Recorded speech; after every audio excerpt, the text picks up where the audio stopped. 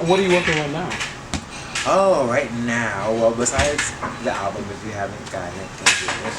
But live for now. But I'm currently working on a track called "We Dance," and it's fire. I love it. I hope, pray that we get a feature from Tinashe. I love her. So Tinashe, if you're watching, we want you on the track. But yeah, that's the next thing I'm working on. And of course, I'm still in theater and still touring and auditioning. Now, in a perfect world, where would you be right now? In a perfect world, I'm happy where I am now. Which is I'm doing After Midnight, the Broadway show on a Norwegian escape at sea and to travel the world to places I've never been before. So that's a huge blessing. And then being with people I love. This is my 5th time doing the show, and I can't get enough of it because I love the show so much, and I love the people that I've become friends with. But in a perfect world, if I could have it my way, where would I be? What would I be doing? I don't even know. I guess I'd be comfortable. I'd be strictly be able to do what I want to do artistically, and not have any reservations about it, any inhibitions. I want to do this, and it can be done. Yeah. That's where I would be. What was the question? The question was, in a perfect world, where would you be right now? Yes. Yeah, I got it. But going off the cuff, what we got? You went to South Africa. I did. What was that that like? I went to South Africa in May of 2017, and that was the most amazing experience I've ever had in my life. Did you go for business or did you go for kind of both? I went to shoot the music video for "Live for Now," the title. Oh, nice. The title of the CD. Okay. And that was amazing. Thanks to Afense Makwani, my good friend, South African, Johannesburg out there, and we got everything together and we shot the video. We shot the video in 8 hours. Wow. In one day. What was that like? Crazy, because it was cold, and people don't think Africa is cold. It's cold, and when we're having summer seasons, they're having the winter seasons, and it was cold. Not like snow cold, not like New York cold, but I think it's because I wasn't expecting it. I was cold, but it was crazy. We started off at 7 in the morning. I had to catch a flight, I think at 5 or 6. We got done at 3. It was Mother's Day that day, so I didn't really get a chance to call my mom because they're 6 hours ahead of the States. So I got done at 3, ran to Ofense's mom's house, wished her a happy Mother's Day, grabbed some food, stuffed it in my mouth, hopped in the car, went to the airport. So it was crazy, but I had an exhilarating experience, and it was just it was very inspiring, just being out there, and people just I got to sing for the European Union out there, as well as the South African delegates. It was the European and South African. They have a day together. They 10 years of coming together, and I got to sing and what was that like? Out there. That was nerve-wracking because I've never done anything worldwide before, as far as my music goes. So that was interesting, but they were singing along, they caught the words real instantly, and they were singing my music, so that was kind of a very surreal experience. And was this the video? Back to the video. Was that your concept, or did you direct it? Yeah, Nick Billington from South Africa, Saint Nick Media. Afense got me in touch with him, and he was like, "Hey, I've worked with him before. He's a really good friend of mine. You should reach out." So I started in January, reaching out, throwing back and forth emails about this is kind of what I want.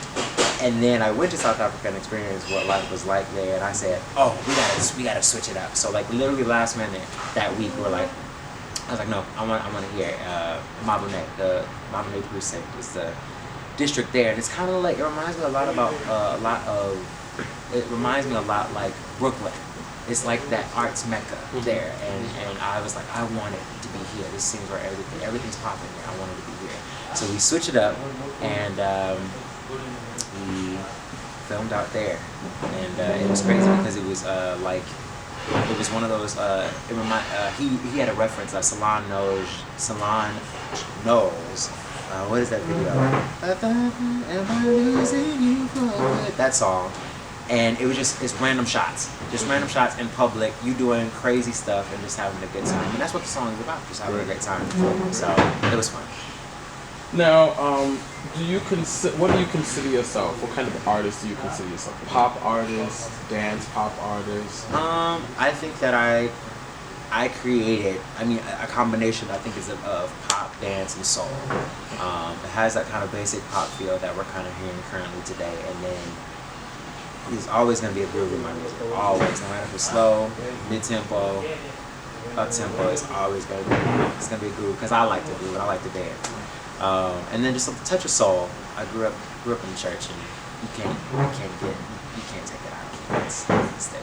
Now, the church aspect, do you think that sets you apart or makes you different than any other pop artist? Or that's an interesting question. A lot of artists usually start off going to church, especially African American. So what sets you apart? What sets me apart? I definitely think that I have a message, first of all. Yes, people have messages, but just, I think coming up from my perspective, being so young, and this generation is kind of, people think that our generation is kind of like, oh, okay, well, you're useless, you're not, but we have a voice. We have a voice, and we're using it, and I just choose to use it within my music. And I think that, and of course you gotta have something to groove to. So why not put that message with the groove and make an impact on my generation and plenty of other people. Okay. Yeah. Now, if you had the choice of being famous or a working artist, which would you choose and why? I think that I don't understand why you can't do both, because there's plenty of other people out there doing both. Beyonce, Jay-Z, Jennifer Lopez, like you name it, they're working and they're famous. Fame is definitely a societal construct of what that is. But I would love for people to know. I want a bigger platform for people to know my music, of course. And I always love working because I'm doing what I love to do. So working, I'm all game for. So why not do what's the both worlds? Do both. Okay. So that being said, then we see that you like to be in control of your life and everything. Of course, every artist does. But if you had the choice, where would you want to be in the next 5 years in your career? I hate that question, but people would like to know. I'm sorry. In the next 5 years, I guess structurally, I would love to at least get a Grammy nomination in there, be on the Billboard charts, be on the Hot 100. I want that Tinashe feature. Because I think that the song is amazing. But yeah, and I just want to be happy and supporting myself via my art, strictly. I'm not trying to find another job, not trying to do all of that. I'm trying to just, this is my music, and create or enhance my fan base and get a bigger fan base, a bigger platform. This may seem a strange question, but what's your favorite color, and does that influence your music or creative process? My favorite color is red. Obviously.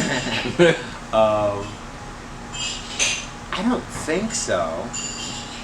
I do definitely think that colors go hand in hand with like the brand of a certain album or something like that. But as far as like a color being a part of my creative process, I don't think so. I do kind of like think in colors, if that makes sense. Mm-hmm. As far as like the mood of a song or something like that. So I guess, yes, colors may have a small aspect in what I do, but specifically red, I don't think so. Because red, to me, is like anger or sometimes passion, sensual. But you never know. I like red. All right. Who are your influences, and who's current that you like to work with? Who my influences? I love me some Brandy. Always a fan. I love Kimber Will. Love her. I love Usher. I love Usher as well. I love Jason Derulo. I also get inspired by like creation, nature, the kids, like the future. Like I love just kids are so, I don't know, they just have a blank canvas and you can paint anything you want on it. And so I love kids, and just to inspire them and to tell them like, hey, I know this world may be kind of crazy right now, but I hope that via my music, you know that you can do anything, and you can soar and be amazing in this world, no matter what society or what the world may look like right now. I love a minor key. That inspires the crap out of me. I love a good minor key. I know that sounds crazy, but just minor keys. I love minor keys. Why minor? I don't know.